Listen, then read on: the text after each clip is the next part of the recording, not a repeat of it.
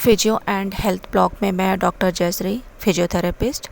आज मैं आपको बताऊंगी कि फ्रोजन शोल्डर, जिसे सरल भाषा में कंधा जाम कहते हैं, लैपटॉप, कंप्यूटर, मोबाइल से आजकल की लाइफ हमें आए दिन नई नई बीमारियों से दो चार होना पड़ता है। शरीर में आजकल अलग अलग बीमारियां पैदा होने लगी। इसका बहुत बड़ा कारण ये है कि हमने फिज़िकल एक्सरसाइज बहुत कम कर दी है। हम अपना ज़्यादा से ज़्यादा समय केवल कमरों में बैठकर या मोबाइल में ही बिता देते हैं। इन दिनों कंधे का जाम हो जाना, या जिसे हम फ्रोजन शोल्डर कहते हैं, बेहद कॉमन हो गया है। इसमें हमारा कंधा सुन्न पड़ जाता है और हमें पता भी नहीं चलता है कि बस अचानक से हमारा हाथ काम करना बंद कर देता है और बहुत दर्द होने लगता है। कभी कभी ये दर्द इतना बढ़ जाता है कि पूरे कंधे में फैल जाता है और बहुत देर तक बैठने पे या ड्राइव करने पर या फिर कोई भारी सामान उठा देने पे बहुत मुश्किल होता है। ज़्यादातर देखा गया है कि फ्रोजन शोल्डर में एक कंधा ही प्रभावित होता है। अधिकांश महिलाओं में फ्रोजन शोल्डर की समस्या अधिक होती है।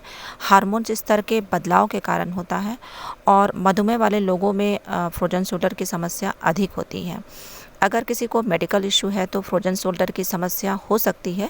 जैसे हाल ही फिलहाल में उनकी सर्जरी हुई है, हाई ब्लड प्रेशर या डायबिटीज़ की समस्या है, तो इस स्थिति में फ्रोजन शोल्डर की समस्या हो सकती है। या दिल से जुड़ी बीमारियां, थायराइड पेशेंट में ये समस्या होती है। जैसे कंधे में किसी तरह का झटका आना, बाहों की हड्डी का टूट जाना, ये समस्या हो सकती है। अब जानते हैं कि फ्रोजन शोल्डर के लक्षण क्या है। आपको कैसे पता चलेगा कि मेरा कंधा जाम हो गया है? पहले आप कंधे में हल्का दर्द रहेगा और जब आप अपने कंधे की जोड़ को हिलाते हैं तो दर्द महसूस होगा। आपके कंधे की जोड़ के आसपास अकड़न है और आप कंधे को सामान्य रूप से नहीं हिला पाते हैं। आपके हाथ को पीछे ले जाने में दिक्कत महसूस होती है। आप कंधे को ऊपर नहीं उठा पाते हैं और आपके कंधे को हिलाने की क्षमता धीरे धीरे कम होती जाएगी और कभी कभी आपके दोनों कंधों में ये समस्या आ सकती है। ये फ्रोजन शोल्डर कंधा जाम के पेशेंट अभी इन दिनों मेरे क्लिनिक में बहुत सारे आ रहे हैं।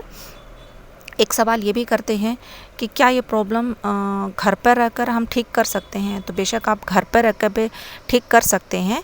इसके लिए चलिए मैं आपको बताती हूँ कि कैसे आप घर पर रह के इसका ट्रीटमेंट कर सकते हैं।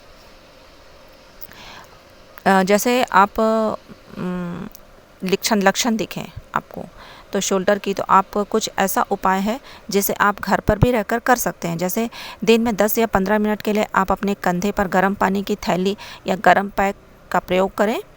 यदि संभव हो तो हर घंटे अपने कंधे को घुमाएं और यदि आप अपनी पीठ के बल सोते हैं तो अपने कंधों को अपने कानों से दूर रखें और पीछे रखने की कोशिश करें।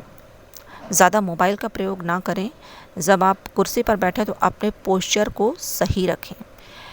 अगर आपको फ्रोजन शोल्डर की समस्या लगातार बनी रहती है, लगातार आपके कंधों में दर्द होता है, तो फिजियो सेंटर में जाएं।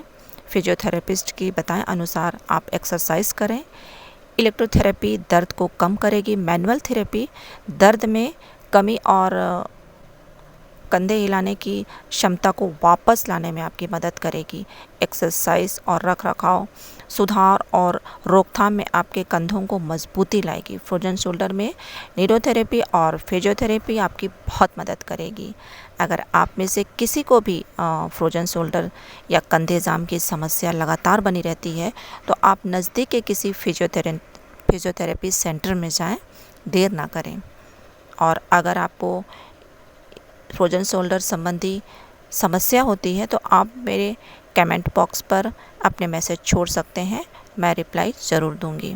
और अगर आपने अभी तक मेरे चैनल को सब्सक्राइब नहीं किया है तो लाइक और सब्सक्राइब ज़रूर करें। आज के वीडियो में इतना ही।